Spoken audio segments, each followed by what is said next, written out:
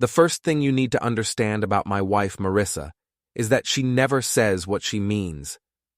When she told me I could take the guest room or move out, what she really meant was, "You're already out of my life, Alex, so why don't you save us both the trouble and disappear? I'm getting ahead of myself. Let me back up to the moment my life turned into a Stephen King novel, minus the supernatural horror, but with all the psychological terror intact. It was a Tuesday in October when my world imploded. I remember because I'd just finished a particularly brutal day managing the Henderson Bridge project, 12 hours of dealing with contractors who thought concrete was optional, and city inspectors who'd apparently learned engineering from YouTube videos. All I wanted was a beer, maybe some leftover pizza, and the couch that my ass had molded into the perfect shape over 8 years of marriage. Instead, I walked into what looked like a hostile takeover. Tessa, Marissa's younger sister, was sprawled across my couch like she owned it, her pregnant belly prominently displayed as she scrolled through her phone. Her husband Owen, all 6'3" of gym-sculpted smugness, was raiding my refrigerator with the casual entitlement of a conquering army. "Oh, good, you're home," Marissa said without looking up from her laptop. She was sitting at the kitchen table surrounded by papers that looked suspiciously like lease agreements. "We need to talk." Now, in my experience, "we need to talk" ranks right up there, with "the check is in the mail" and "I'm from the government and I'm here to help," in terms of phrases that make your stomach drop to your shoes. But I'm an engineer. I believe in logical solutions to problems. I assumed this was a problem we could solve. I was spectacularly wrong. "Tessa and Owen need a place to stay," Marissa continued, still not making eye contact. "Their apartment flooded, and with the baby coming, they can't afford to move twice." I glanced at Owen, who was now eating what I was pretty sure was my leftover Chinese takeout directly from the container. "How long are we talking?" Tessa finally looked up from her phone, and I saw something in her expression that made my engineer's brain start calculating structural stress loads. "Well, that's the thing. We're thinking it might be better if we just took over the lease. You know, for stability." The words hung in the air like a toxic cloud. I looked at Marissa, waiting for her to laugh, to tell me this was some kind of elaborate joke. Instead, she finally met my eyes, and I saw something there I'd never seen before: complete indifference. "You can take the guest room, or move out." Before we dive deeper into this story, I have one small request. Please subscribe, drop a like, comment, and hit that hype button to boost this channel so more people can discover these incredible Reddit stories. The words came out flat, matter of fact, like she was reading a grocery list. No emotion, no apology, no acknowledgement that she was essentially evicting her own husband from his home. "Great! If you're out by the weekend, that would be perfect," Tessa chirped, returning to her phone as if she'd just asked me to pass the salt. I stood there for what felt like an hour, but was probably 30 seconds, my brain trying to process what had just happened. The guest room, in my own house, the house where I'd been paying the mortgage for 3 years. The house where I'd installed new kitchen cabinets with my own hands because Marissa wanted something more modern. "This is temporary, right?" I asked, though even as the words left my mouth, I knew I was grasping at straws. Owen laughed, actually laughed, while chewing my General Tissot's chicken. "Temporary is relative, man. Could be 6 months, could be a year, depends on the market." That's when it hit me. This wasn't about Tessa's apartment flooding. This wasn't about helping family in need. This was about pushing me out, and they weren't even trying to hide it. I looked around the living room, at the bookshelf I'd built, the entertainment center I'd assembled during 3 frustrating weekends, the framed photos of Marissa and me from our honeymoon in Colorado. In every single photo, we looked happy. Hell, I thought we were happy. "I need some air," I said, heading for the door. "Don't be dramatic," Marissa called after me. "It's just a room." Just a room. Right. Just like the Titanic was just a boat. I walked around the neighborhood for 2 hours, my mind racing through possibilities, explanations, anything that made sense of what had just happened. Maybe Marissa was having some kind of breakdown. Maybe the pregnancy hormones were affecting her judgment somehow, though Tessa was the pregnant one, not her. Maybe this was all some elaborate test of our marriage. By the time I got back, the house was dark except for the TV glowing in the living room. I could hear Owen's voice through the thin walls talking on the phone. "Yeah, man, it's working perfectly. He's so whipped he didn't even fight it. Give it a month and he'll be completely gone."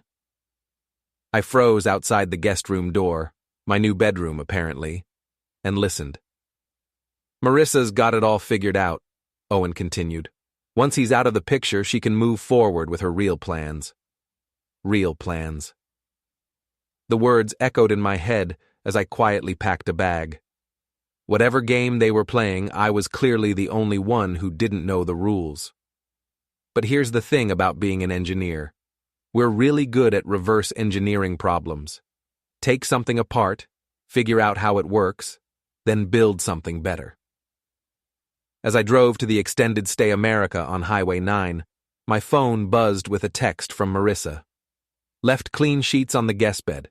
Don't forget to lock up." Don't forget to lock up. In my own house, where I was now a guest.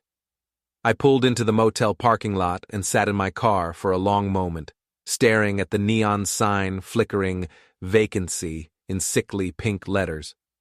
Somewhere in the distance, a train whistle blew.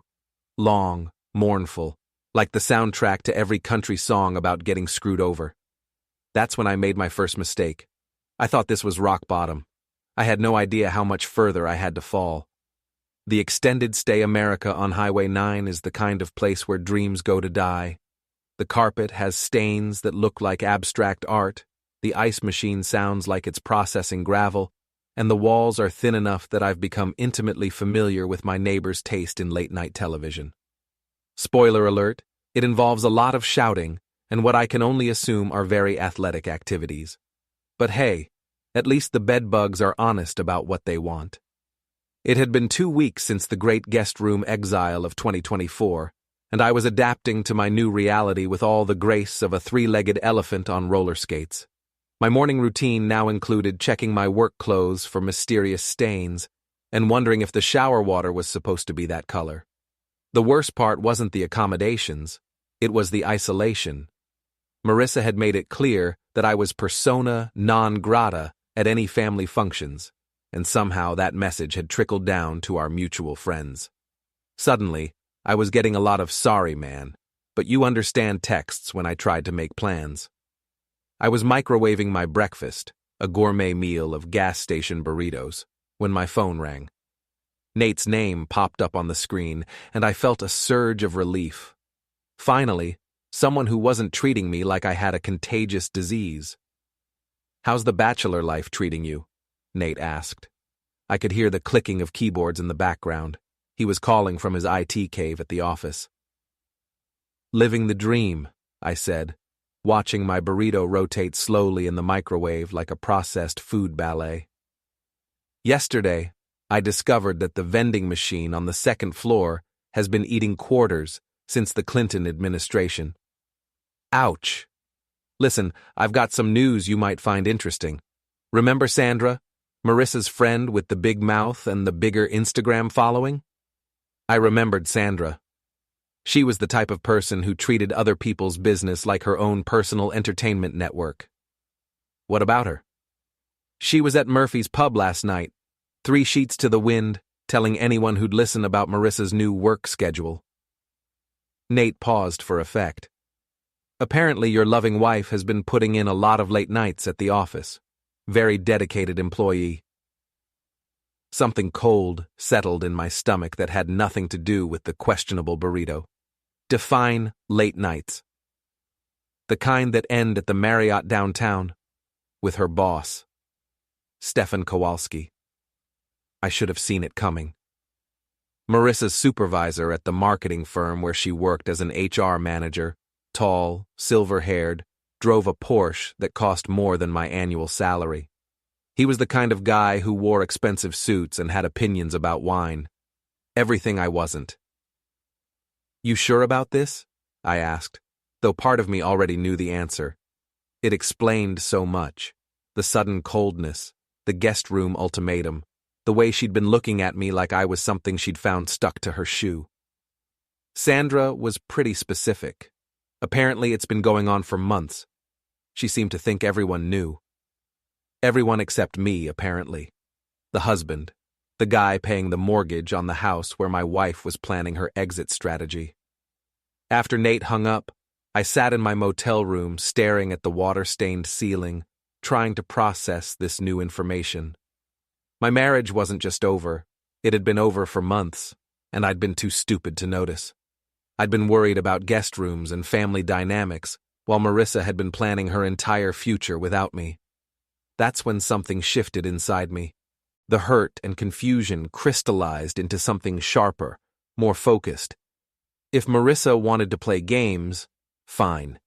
But she'd made one critical error in her calculations. She'd forgotten that I was an engineer, and engineers are very good at building things, including revenge. I grabbed my laptop and started making lists. Names, relationships, connections. Who knew what, when they knew it, and how I could use that information. Marissa thought she was playing chess while I was playing checkers. She was about to learn that I'd been studying the board a lot more carefully than she realized. My phone buzzed with a text from Marissa. "Need you to return house keys by Friday. Tessa's having security concerns." Security concerns. Right.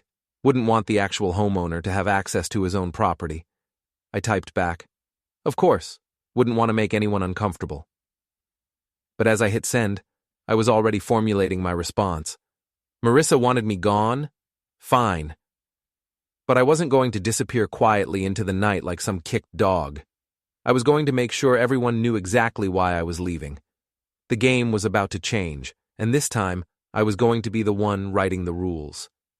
The thing about working at Morrison Engineering is that we attract a certain type of person, detail-oriented, methodical, and absolutely ruthless when it comes to problem solving. Which is why when I walked into Priya Patel's cubicle on Thursday morning with 2 cups of good coffee and a request for help, she didn't ask questions. She just cracked her knuckles and smiled. "What kind of help are we talking about?" Priya asked, accepting the coffee like it was a sacred offering. She was our senior systems analyst, which meant she knew how to find information that other people preferred to keep hidden. "The kind that involves my soon-to-be ex-wife and her creative approach to timekeeping," I said. Priya's smile got wider. She'd met Marissa at several company parties, and let's just say they hadn't bonded over shared interests. Marissa had a way of talking to people in technical fields that made it clear she thought we were all socially awkward children playing with expensive toys. "I assume you want this to be completely above board and legal?" Priya asked. "Absolutely. I'm not looking to break any laws, just illuminate some facts that might be of interest to the right people." Within an hour, Priya had worked her magic. It turns out that Marissa's company used a digital time card system that tracked when employees badged in and out of the building. And while that information was private, it became significantly less private when an anonymous concerned employee filed a complaint about potential time card fraud with the state labor board. The results were illuminating. Over the past 3 months, Marissa had claimed 47 hours of overtime that she hadn't actually worked. She'd been badging out at normal times, then manually adjusting her time cards to show late nights and weekend work. But the real goldmine came from Sandra's social media presence. For someone who was supposed to be keeping Marissa's secrets, she had a remarkably loose relationship with discretion. Her Instagram was a treasure trove of tagged locations, timestamps, and photos that painted a very clear picture of Marissa's extracurricular activities. There was Marissa at the Marriott bar on a Tuesday night, the same Tuesday she'd told me she was working late on quarterly reports. Marissa and Stefan at a downtown restaurant, sitting a little too close for a business dinner. Marissa shopping for lingerie at Victoria's Secret with Sandra, both of them laughing at something on Marissa's phone. The caption on that last one read, "Getting ready for someone special. New beginnings. Secrets Squirrel. New beginnings." How thoughtful of her to document her affair on social media. But the piece de resistance came from an unexpected source. Mrs. Karp, the 70-something neighborhood busybody who lived 3 houses down from us, called me that evening. "Alex, dear, I hope you don't mind me reaching out," she said in her carefully modulated voice. "But I've been noticing some unusual activity at your house." Mrs. Karp had apparently been conducting her own surveillance operation from her front porch, armed with binoculars and a notebook. According to her detailed observations, Stefan's Porsche had been parked in my driveway every Tuesday and Thursday evening for the past month, usually arriving around 7 and leaving before midnight. "I wouldn't normally say anything," Mrs. Karp continued, "but Tessa mentioned at the grocery store that you were having marital difficulties, and I thought you should know." Tessa had been spreading our business around the neighborhood. Of course she had. "I appreciate you telling me, Mrs. Karp," I said. "Would you mind if I asked you to keep track of these visits? Just dates and times?" "Oh, I've already been doing that, dear. Would you like me to email you my notes?" God bless nosy neighbors. By Friday evening, I had a complete picture of Marissa's deception. The fake overtime, the hotel meetings, the neighborhood gossip network that was apparently more informed about my marriage than I was. But I also had something else, a plan. Marissa wanted me out by the weekend? Fine. But first, I was going to return those house keys in person, and I was going to make sure I had an audience when I did it. I called Nate. "How do you feel about attending a small gathering tomorrow evening?" "What kind of gathering?" "The kind where I return my house keys and maybe share some interesting information about time card fraud and adultery." Nate was quiet for a moment. Then, "Should I bring popcorn?" "Definitely bring popcorn." Saturday evening was shaping up to be very educational for everyone involved. Saturday arrived with the kind of crisp October weather that makes you think about fresh starts and new beginnings. Ironic, considering I was about to burn my old life to the ground. I spent the morning preparing for what I'd mentally dubbed Operation Transparency. Priya had helped me compile everything into a neat digital presentation. Photos, timestamps, time card records, even Mrs. Karp's meticulously detailed surveillance notes. Everything legal, everything factual, everything devastating. At exactly 6 p.m., I pulled into my driveway. Stefan's Porsche was already there, gleaming silver in the late afternoon sun. Perfect timing. I walked up to my own front door and rang the bell. The irony wasn't lost on me. Marissa answered, and for just a moment, I saw a flicker of genuine surprise cross her face.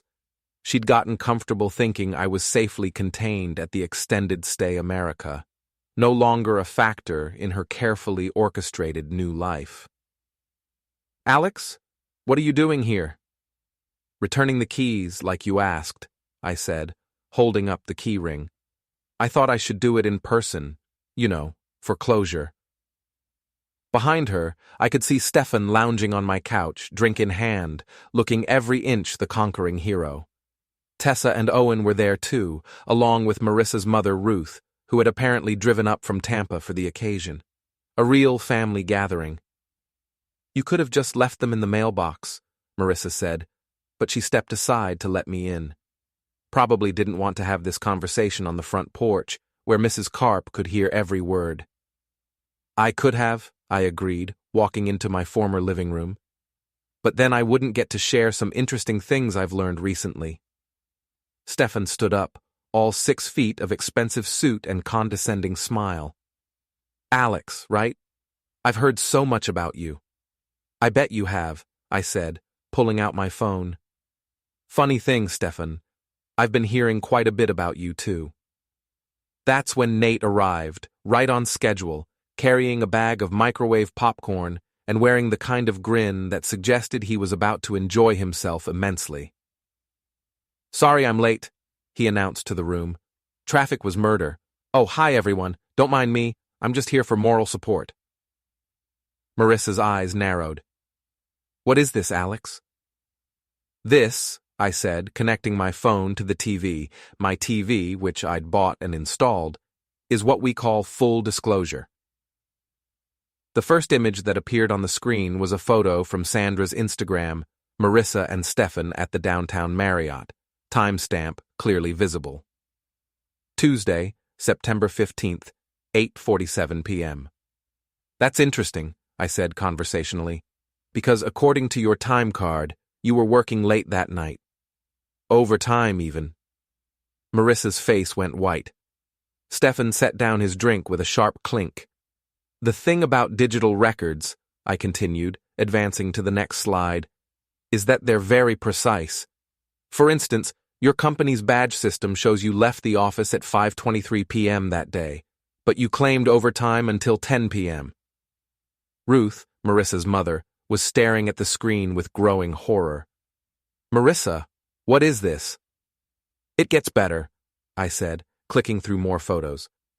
Here's September 22nd, another late night at the office according to your time card, but Sandra's location tags suggest you were actually at that new Italian place on 5th Street. Tessa was looking between Marissa and Stefan like she was watching a tennis match. Wait, you two are… Oh, they absolutely are, Nate said helpfully, munching popcorn.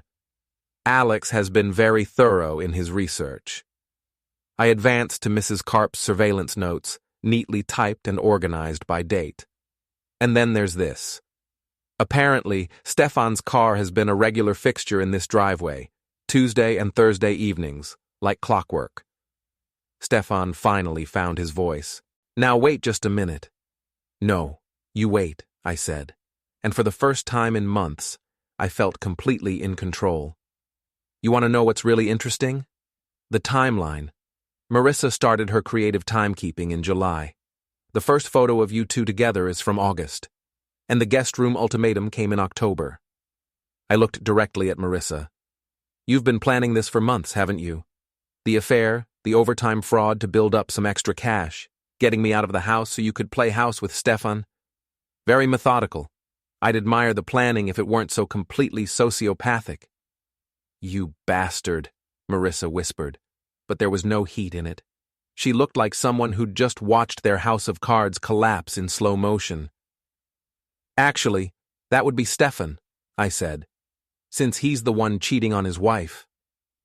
Stefan's face went from confident to panicked in record time. You told me you were separated. From my husband, not yours, Marissa snapped back. And that's when it all fell apart. Tessa started yelling at Marissa for lying to the family. Ruth started crying and demanding to know how she'd raised such a deceitful daughter. Owen, apparently deciding this was more drama than he'd signed up for, grabbed a beer from the refrigerator and settled in to watch the show. Stefan, realizing that his carefully constructed image was crumbling, tried to salvage the situation. Look, this is all very complicated. No, it's really not, I interrupted. You're sleeping with my wife while she commits time card fraud and lies to her family. The only complicated part is figuring out which one of you is more pathetic. That's when Stefan made his fatal mistake. He stepped toward me, all masculine posturing and wounded pride. You don't know what you're talking about, you pathetic. He never finished the sentence, because that's when I played my final card. Smile, Stefan, I said, pointing to the corner of the room where I'd installed a security camera months ago, a camera everyone had forgotten about. You're on candid camera, along with every visit you've made to this house while I was paying the mortgage. The best part, I continued, is that everything I've shown you tonight is going to be shared with some very interested parties. The State Labor Board is already investigating the time card fraud. Stefan's wife, Lydia, received an anonymous email this afternoon with some very enlightening photos. And Sandra's Instagram posts have been forwarded to your HR department, Marissa, along with a detailed timeline of your extracurricular activities. Marissa sank onto the couch like her strings had been cut. You can't do this. I just did, I said, pocketing my phone. Oh, and one more thing. I walked over to Stefan's Porsche keys, which he'd left on the coffee table, and picked them up.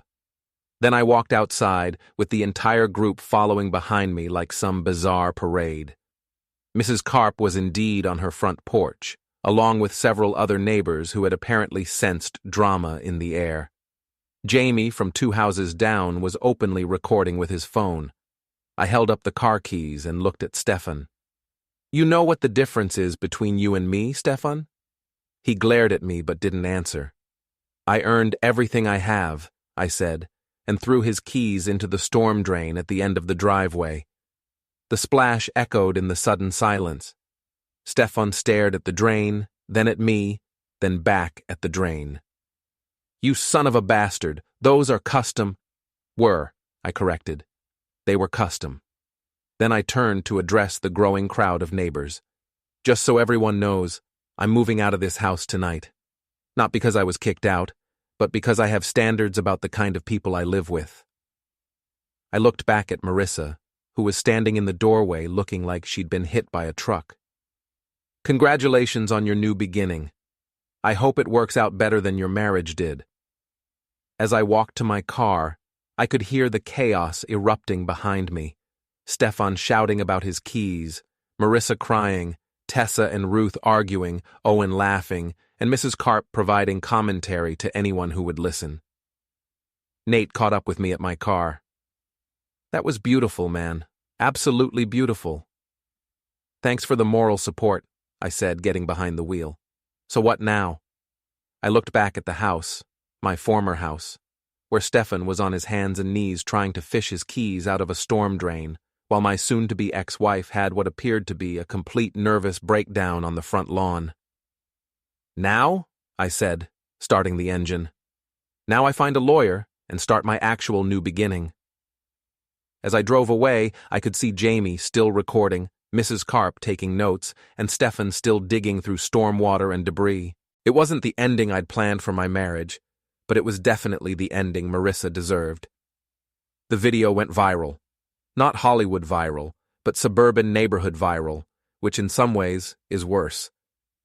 Jamie's recording of Stefan fishing through the storm drain while Marissa melted down on the front lawn had been uploaded to Facebook, TikTok, and the neighborhood app within hours. By Monday morning, it had been viewed over 10,000 times, with comments ranging from supportive, "You go, Alex," to savage, "That's what cheaters deserve." I discovered this while sitting in a lawyer's office, scrolling through my phone as I waited for my consultation. The irony wasn't lost on me. While I was trying to figure out how to legally disentangle myself from my marriage, my personal drama was providing entertainment for half the city. "Mr. Grant?" The lawyer, Patricia Morrison, was a sharp-eyed woman in her 50s who specialized in what she diplomatically called high-conflict divorces. "I've reviewed the materials you sent.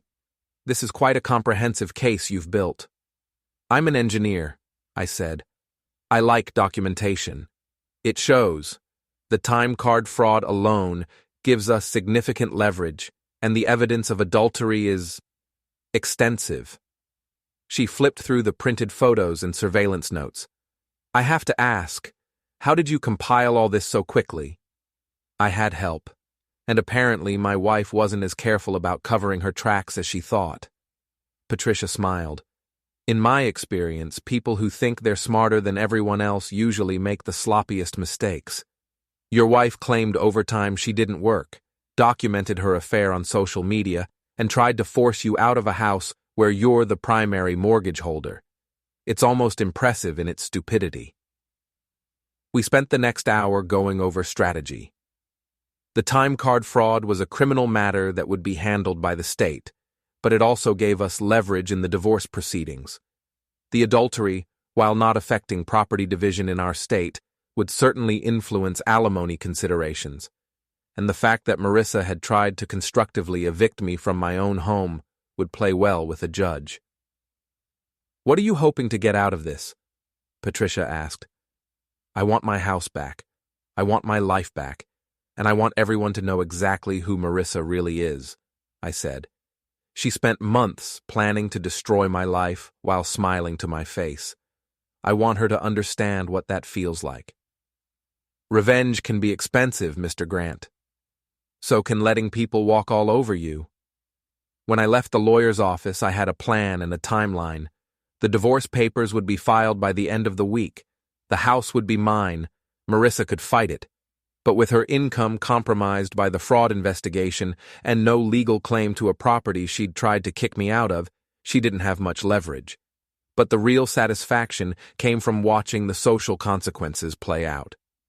Priya had been monitoring the situation with the dedication of a social media anthropologist. According to her reports, Marissa's world was collapsing in spectacular fashion. The HR investigation at her company had been swift and merciless. She'd been fired within 48 hours of the evidence being presented. Stefan had been demoted and was facing his own disciplinary action for inappropriate workplace relationships. Stefan's wife, Lydia, had filed for divorce and taken their 2 kids to her mother's house in Phoenix. The Porsche, once Stefan finally retrieved his keys from the storm drain, had been repossessed when he couldn't make the payments without his management salary. But the neighborhood consequences were the most brutal. Marissa had always prided herself on being the perfect suburban wife, the one with the beautiful house, the successful career, the enviable social media presence. Now she was the woman who'd committed fraud, cheated on her husband, and had a public meltdown that was immortalized on the internet. Tessa and Owen had moved out within a week, apparently deciding that living with a disgraced sister wasn't the stable environment they'd been looking for. Ruth had returned to Tampa, but not before making her disappointment known to anyone who would listen. The final blow came from Sandra, of all people. Apparently, having her Instagram posts used as evidence in a fraud investigation had given her second thoughts about her friendship with Marissa. She'd posted a long, rambling statement about toxic people and learning to recognize manipulation, complete with screenshots of text messages where Marissa had mocked me and laughed about her plans to trade up to Stefan. The schadenfreude is strong with this one, Nate observed when I showed him Sandra's post.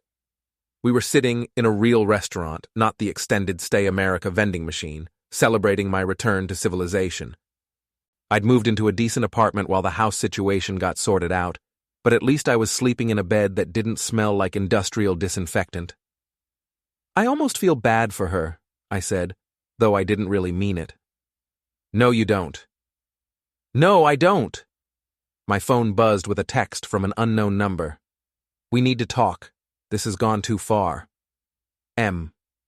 I showed it to Nate, who laughed. Too far? She commits fraud, cheats on you, tries to kick you out of your own house, and now it's gone too far? I typed back. Talk to my lawyer. Within minutes, another text. Please, Alex.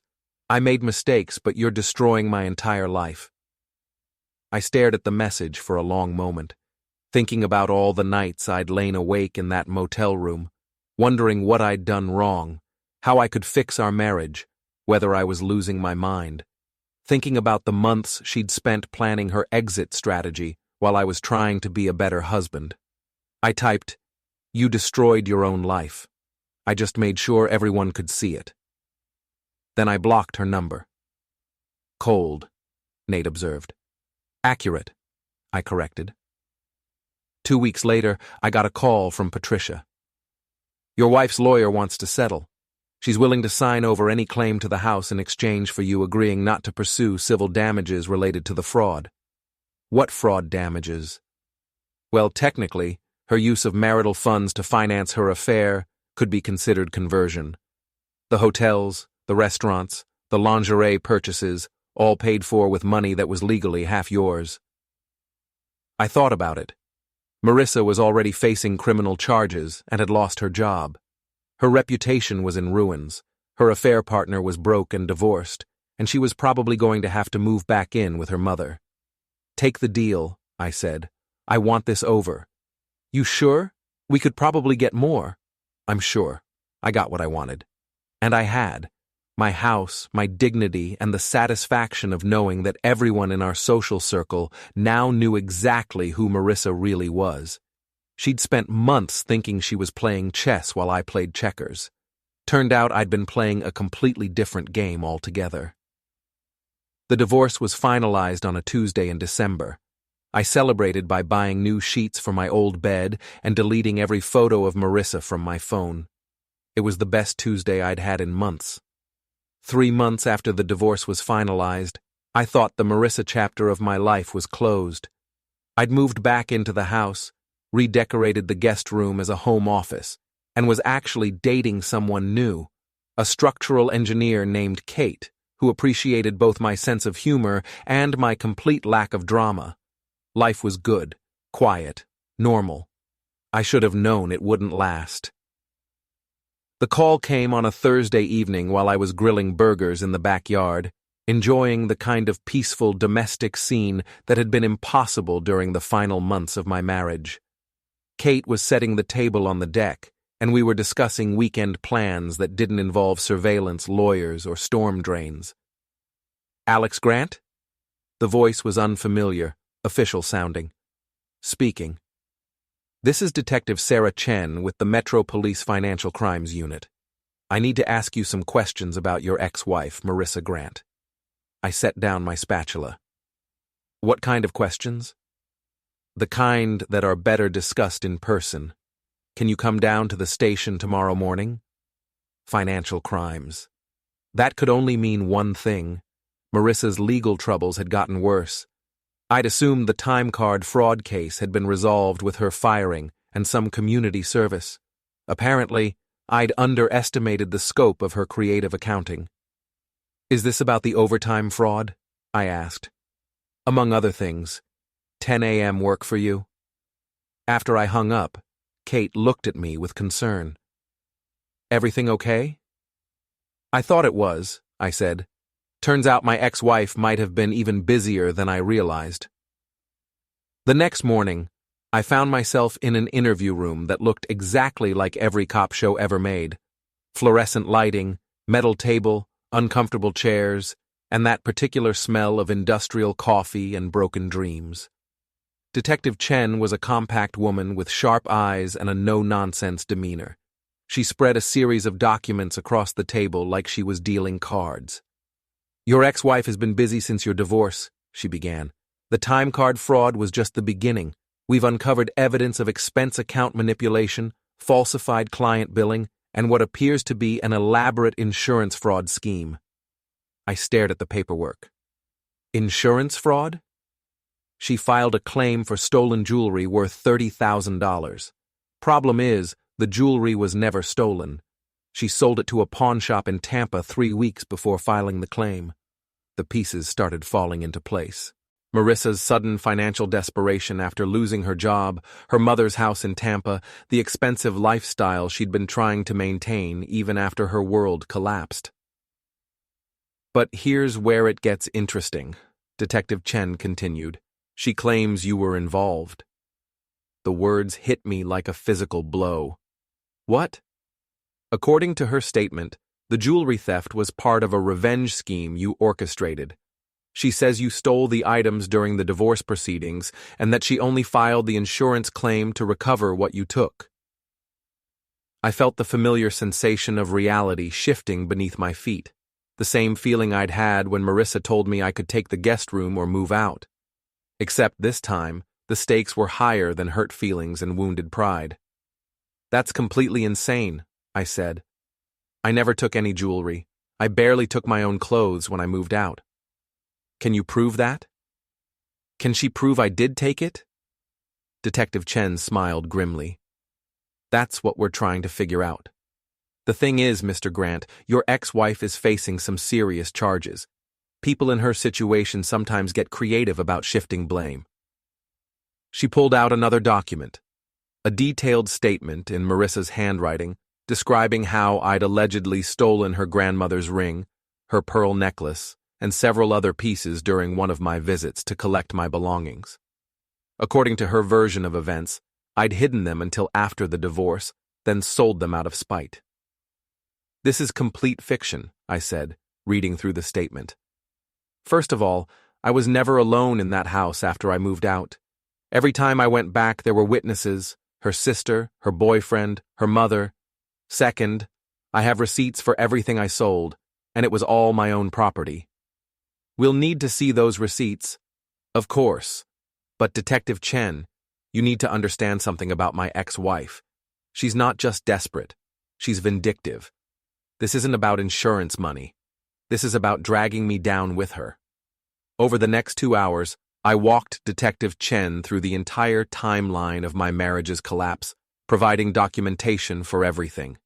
The surveillance photos, the time card records, the social media posts, all of it painting a picture of someone who had been systematically dishonest for months. She's been lying about everything since last summer, I concluded. Why would this be any different? Detective Chen gathered up the paperwork. We'll investigate, Mr. Grant. In the meantime, I'd suggest you get a lawyer. Even if these allegations are false, insurance fraud cases can get complicated. I called Patricia Morrison from the parking lot. I thought we were done with Marissa. Apparently, she's not done with you, Patricia replied. Don't panic. False accusations in fraud cases are more common than you'd think, especially when the real perpetrator is facing jail time. But as I drove home, I couldn't shake the feeling that Marissa had one more card to play. She'd lost her job, her boyfriend, her reputation, and her marriage. She was facing criminal charges and financial ruin. In her mind, I was responsible for all of it. And desperate people do desperate things. That evening, Kate and I were having dinner when my phone started buzzing with notifications. Facebook, Instagram, text messages from numbers I didn't recognize. What's going on? Kate asked, watching me scroll through the alerts. I think I'm about to find out. Someone had created a Facebook page called Alex Grant, The Truth. It was filled with photos of me, our house, my workplace, and a detailed narrative about how I'd systematically destroyed an innocent woman's life through lies, manipulation, and theft. The page had been shared hundreds of times in the few hours since it was created. The comments ranged from supportive to vicious, with people taking sides based on incomplete information and social media drama. She's trying to control the narrative, I said, showing Kate the page. If she can convince people that I'm the villain, maybe some of that will stick when her case goes to trial. Can you get it taken down? Maybe, but the damage is already done. That's when I realized that Marissa hadn't been planning one final revenge scheme. She'd been planning her defense strategy. The insurance fraud, the false accusations, the social media campaign. It was all designed to muddy the waters, to make me look like an equally guilty party in whatever crimes she'd committed. She was trying to drag me into the quicksand with her, but Marissa had made the same mistake she'd been making all along. She'd underestimated me. I spent the weekend compiling evidence, every receipt, every bank statement, every piece of documentation that proved my whereabouts and activities during the time period when she claimed I'd stolen her jewelry. I contacted every witness who'd been present during my visits to the house. I even got a statement from Mrs. Karp, who had apparently been documenting everyone's comings and goings with her usual obsessive attention to detail. By Monday morning, I had a complete timeline that accounted for every minute of every visit I'd made to the house after our separation. There wasn't a single opportunity for me to have stolen anything, and I could prove it. But I also had something else, a trap. I called Detective Chen. I've got the documentation you requested, plus something interesting you might want to see. What kind of interesting? The kind that proves my ex-wife has been planning this insurance fraud for a lot longer than she claimed. I'd found it buried in the metadata of one of Sandra's old Instagram posts. A photo from last July showing Marissa's jewelry laid out on her bed with the caption, "Packing up the good stuff for safekeeping. Smart girl, tack insurance."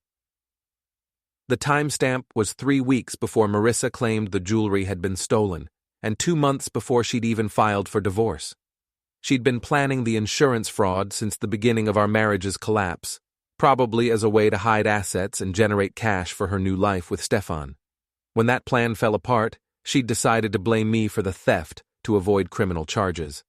Detective Chen looked at the evidence with the expression of someone who'd just solved a particularly annoying puzzle. "This is very helpful, Mr. Grant." "There's more," I said, pulling out my phone. "I've been monitoring the Facebook page she created. She's been posting updates about the case, including details that haven't been released to the public." "What kind of details?" "The kind that only the person who committed the fraud would know." In her eagerness to destroy my reputation, Marissa had been providing evidence of her own guilt. Every post, every comment, every detail she shared was another nail in the coffin of her defense strategy. 2 weeks later, Marissa was arrested for insurance fraud, filing false police reports, and perjury. The charges related to blaming me were dropped, but the evidence of her actual crimes was overwhelming. Stefan, apparently deciding that loyalty to his former mistress wasn't worth potential criminal charges, had cooperated fully with the investigation. He'd provided text messages showing that Marissa had discussed the insurance fraud with him months before implementing it. The Facebook page disappeared overnight, but screenshots had been preserved as evidence. I was in my kitchen making coffee when Patricia called with the final update. "She took a plea deal," Patricia said. 2 years probation, full restitution to the insurance company, and a formal apology to you for the false accusations." "An apology?" "Part of the plea agreement. She has to publicly acknowledge that her accusations against you were false." I thought about that for a moment. "I don't want her apology." "You don't get a choice. It's part of the legal record now." After I hung up, I sat in my kitchen, in my house, in my life that was finally, completely my own, and tried to figure out how I felt about it all being over. Relief, mostly, but also something like sadness. Not for Marissa, but for the person I'd thought she was, the woman I'd married, who had probably never really existed. Kate found me there an hour later, staring into my coffee cup like it held the secrets of the universe. "Penny for your thoughts?" she asked. "Just thinking about how people can lie to themselves so completely that they start believing their own stories," I said. Marissa convinced herself that I was the villain in her story, that everything that happened to her was my fault. And now? Now she gets to live with the consequences of her choices. All of them. Kate sat down beside me. "Do you think she'll learn anything from this?" I considered the question.